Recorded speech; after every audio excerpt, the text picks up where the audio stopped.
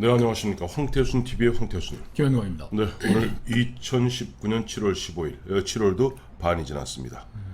그야말로 지금 한일 간의 경제 전쟁 벌어진 지 보름이 되는 날입니다. 7월 1일부터 시작됐으니까. 자, 근데 지금 갈수록 일이 이상하게 좀 틀려가고 있는 것 같습니다. 그러네요. 당초 보면은 이게 한일 간의 외교와 정치가 잘못되어서 국제 정치가 잘못되어서 그야말로 뒤틀어지는 가운데 일본이 어떤 경제 보복 내지 무역 보복을 가해하면 그 문제는 그렇게 풀어야 됩니다. 그런데 지금 문재인 정부, 문재인 정권은 그야말로 죽창을 들자.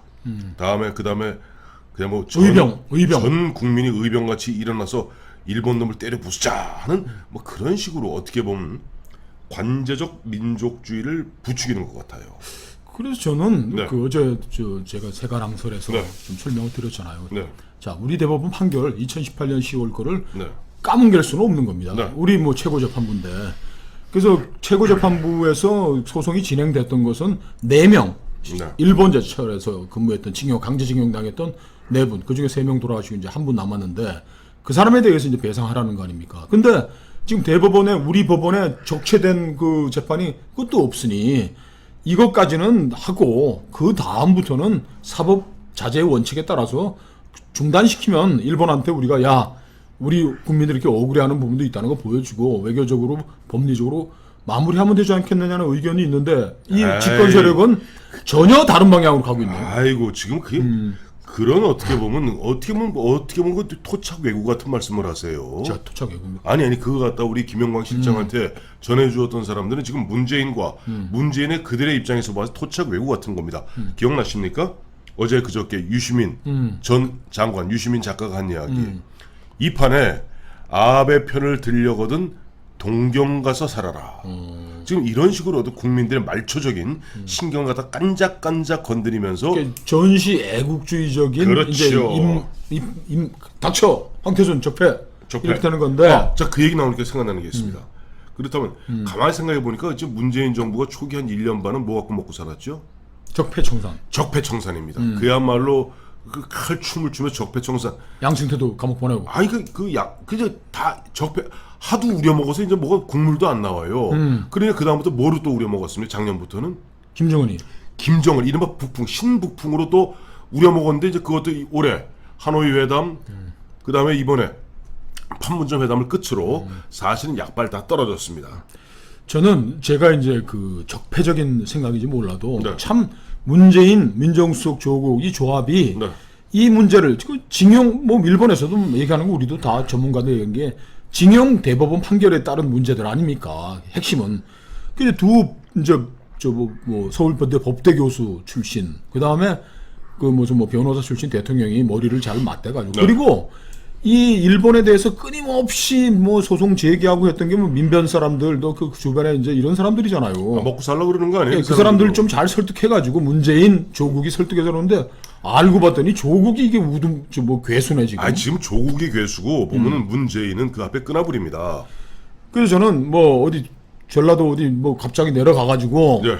뭐 순신불사 뭐 상유 12척 그걸 임진왜란 얘기를 꺼내는 건 난 이 양반 왜 그랬나 봤더니 어제 그 괴수인 조국이가 자기 페이스북에다 무슨 뭐 죽창가를 올렸다는 거 아니에요. 그러니까 이게 조국 지가 민정수석으로서 민정수석 관할 아닙니까? 법무부비서관이 자기 밑에 그렇죠. 있고 이런 뭐 대법원의 문제 법리적인 것들은 민정수석 관할인데 네. 민정수석이 그런 걸 연구할 생각은 안 하고 죽창을 들자 이제 뭐 저게 가슴에 시퍼런 죽창을 박아 넣어서 이런 얘기 하면 되나? 아니죠. 이 사람들은 이것이 보면은 단순히 한국 경제가 망하고 안 망하고 국민들이 뭐 고통을 받고 안 받고 삼성전자가 심지어는 망하고 안 망하고? 아니 삼성전자 절대 안 망합니다. 왜 삼성전자는 세계적 기업이고 거기에 투자한 국제적 기업이기 때문에 본사를 갖다 서울에서 옮기면 그만이에요. 지금 이미 구미도 텅텅 비어가고 있습니다. 왜? 이미 많은 부분들이 해외로 나가 있어요.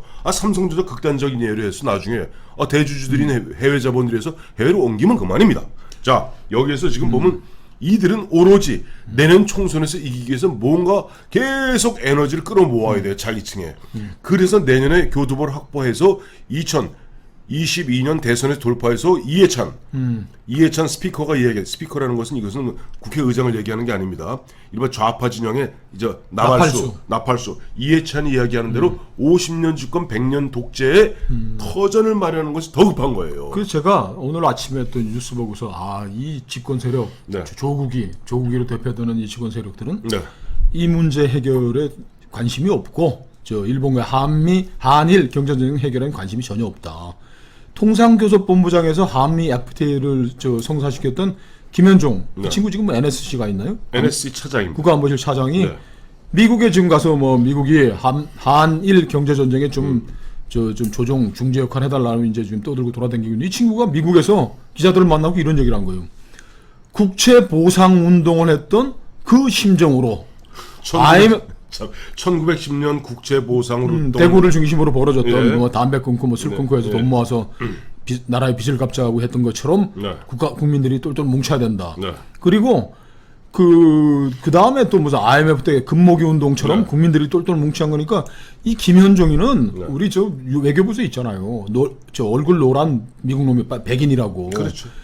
얘는 국채보상운동이 뭔지 금모기 운동이 뭔지 모르는 아이예요. 한국 사람이 아니네 아이인데 이 친구가 이 얘기를 어디서 듣고 가서 했겠어요. 자, 그 얘기를 내가 말씀드리려고 그러는 거예요. 자, 이번에 사실은 2019년에 이 흐름을 갖다 가장 먼저 꿰뚫어 본 분은 우리 진보 좌파의 그 학자인 최장직 교수예요.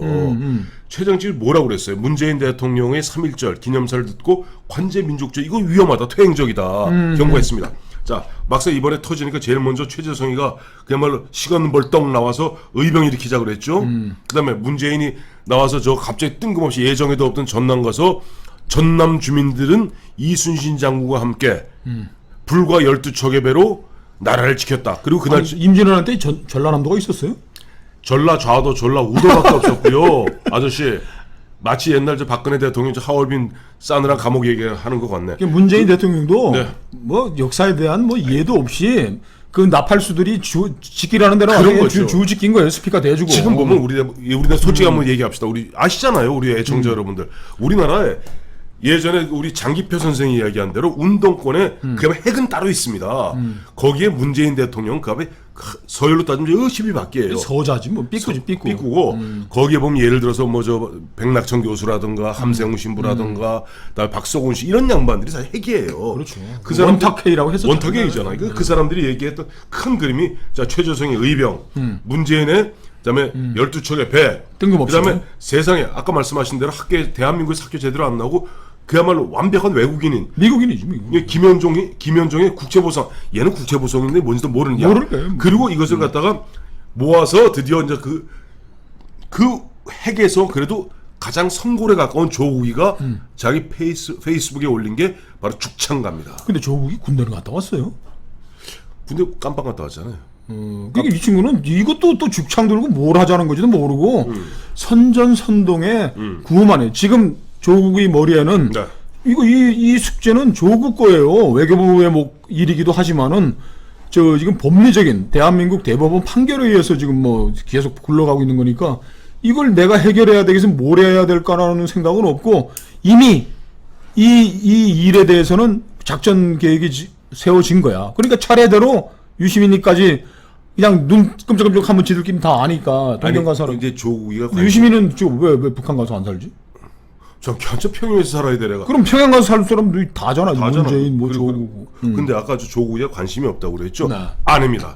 어마어마하게 관심이 많습니다. 다만 우리 김현광 실장이 얘기하는 관심은 어떻게 하든지 기업 이걸 문제 갈등을 풀어서 그야말로 정상적으로 분업체제 한일 간 분업체제로서 우리가 경제가 돌아가게 만들고 그로 말미암아 일자리가 생기게 하는 것 이거는 김현광 실장의 생각이고 적폐적인 생각이고 적폐적인 생각이고 좀 조국을 비롯한 좌파에서는 그게 아닙니다. 이거 어떻게 하든지 일본하고 갈등을 계속 증폭시켜서 절대 불씨가 꺼지지 않도록 내년 총선까지 몰고 가는 게 급선무입니다. 내년 총선 해봐야 9개월 남았는데 네. 9개월 남았는데 그래서 한국 경제가 다리 부러지고 폐 부러지면 어떻게 하려고 그러는 거예요? 그래서 이들이 가고 싶어하는 나라가 바로 남미형입니다. 남미형 우리 족보 있는 얘기예요? 족보 있는 얘기입니다. 네. 우리 대학교 때 우리 해방신학이라고 들어보셨죠? 그렇죠. 남미 해방신학 지금 우리나라도 좀 문재인 뒤에 있는 그 모모하는 신부들 이 양반들이 대부분 제가 뭐 확실한 증거는 없습니다만 그 흐름과 말투로 봐서는 거의 해방 신학에 가깝습니다. 아, 그렇죠. 근데 이 해방 신학은 이거예요. 자기들을 착취하는 이른바 매판 자본의 그 뒤에는 미제가 있고 이것들이 없으면 우리 비록 가난하게 살아도 우리끼리 행복하게 살 수 있는 거예요. 그것이 그런 어떤 해방 신학과 남미 모델로 갔던 대표적 나라가 바로 차베스의 베네수엘라. 제가 제 친구가 네. 저 미국 그 추기 카톨릭 추기 뉴욕 교구에 네네네. 존 오코너 추기경을 네. 이제 모셨던 친구인데 네. 그 친구가 한국 와가지고 네. 한국 신부들 만나보고서 그 아까 말씀하신 대로 아니 한국의 이 신부님들이 어떻게 이렇게 다 좌익 남미형 좌익 같은 이야기를 하느냐 나 깜짝 놀랐다. 네네. 한국은 뭐 반공국가고 뭐 그렇게 했는데 어떻게 이렇게 해방신학에 그늘이 짙게 드리워지냐 저한테 그렇게 걱정을 하더라고요. 그게 이래 그럼 우리나라 남미형으로 가고 싶다는 게 그렇죠. 나라 망해서 아니 자 보세요. 나라가 하나 여쭤볼게요. 아르헨티나 망했습니까? 안 망했습니다. 칠레 망했습니까? 안 망했습니다. 베네수엘라 망했습니까? 안 망했습니다. 파나마 망했습니까? 브라질도 안 망하고. 브라질 근데 망했습니까? 그 나라들이 나라가 거지 나라가 될 뿐이지. 거지 나라도 아니지 뭐 나라도 아닌데 명맥은 유지하고 있죠. 명맥은 유지하는 게 정권은 아니- 유지하고. 착각하시는 게 있네. 자, 그 남미 일당 독재 국가들, 이른바 사회주의 해방 신학에 기반한 그들의 공통점이 뭡니까? 몇몇 지배층. 위에 보면 차베스, 또 차베스의 후임자 마두로. 마두로는 누군지 아시죠? 원래 차베스의 운전 기사입니다. 근데 차베스가 죽고 나니까 운전 기사가 대통령이 된 거예요. 좌파들이 뭉쳐서 밀어 올린 거죠. 자, 그들은 신납니다. 80% 90%의 국민들이 그야말로 하루 먹거리. 우리 옛날 있죠. From hand to mouth라는 거죠. 하루 벌어 하루 먹기 살기 그거 하면 절대 정부에 저항을 못합니다. 둘째, 하루 벌어 하루 먹고 사는 이런 국민들에게는 우리 대한민국 같이 지금 보면 너 아들이야 10만 원, 너 딸이야 10만 원. 요 이만 죽지 않을 만큼 먹이를 주면요 절대 굴종하게 돼 있습니다. 그러면 그런 가운데 과연 지배층들, 우리로 말하면 민주노총, 민변, 참여연대 그 같은 지배계층들은 뭐하냐? 자식들 미국 보냅니다. 해외 보냅니다. 그리고 그냥 애들만 보냅니까? 돈도 딸려 보냅니다. 그 지금 그 서울시 교육감한다는 그 누구야 조희연이 예, 예. 그 뭐 교수하고 그럴 때 그랬잖아요. 뭐 네. 지금부터 한 7, 8년 전에 네. 저 차베스 남미 저 베네수엘라형 경제로 우리도 가야 된다. 네, 네. 그또 들고 했던 친구가 지금 교육감해가지고 뭐 자사고 다 없애고 하고 있는데 예. 참 걱정했나 뭐 황 대표님 말씀하신 대로 가면 나라가 굉장히 불행해지는 일인데 이 사람들은 그거를 아니 현재로서는 네. 나라가 불행해지든 경제가 절단이 나든 안정에도 없고 지금 이 한일 무역 전쟁을 계기로 더욱더 대치 전선을 강화하고 한일전이라고 그럽니다. 한일전. 해결책 모색은 머릿속에 없는 거하고 내가 보니까 차례차례 뭐 조국부터 네. 뭐 전부 싸우자 촛불을 들자 횃불을 들자 촛불보다 죽창을 들잖아 이제 죽창을 들죠. 촛불을 들자 해서 이제 죽창을 들자라고 네. 해가지고 이제는 서울 광장에 대모하면 이제 죽창 들고 나오겠네. 죽창 들고 나오는 거고. 그래서 참 큰일이다. 이거 어떡할까? 이래서 일단 나라가 거지가 되는 꼴이 있어도 일단 우리 이념, 좌파 이념으로 똘똘 뭉쳐진 나라를 갖다 계속 끌어가는 게 더 중요합니다. 이들에게는 그들의 가장 대표적 성공 모델이 어딘지 아시죠? 중국이에요. 북한이에요? 중국입니다. 일당 독재. 일당 이해찬이 말하는 50년 집권이 그걸 얘기하는 거예요? 그래서 마오가 나중에 문화혁명 거쳐서 거의 30년, 40년을 거지로 살지 않았습니까?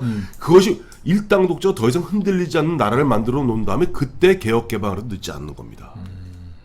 완전히 망가뜨려서 또 이렇게 세우고 그리고 정권은 자기들이 계속 유지하고. 그리고 지금 현재 그 과정에 예를 들어 그 중국의 모델로 가기 위해서 불가피하게 거쳐야 될 과정이 바로 중남미 베네수엘라 모델인 겁니다. 그렇게 되지 않길 정말 간절히 바랍니다. 그러기 위해서는 조국이가 죽창들 때 우리는 망치를 들어야 됩니다.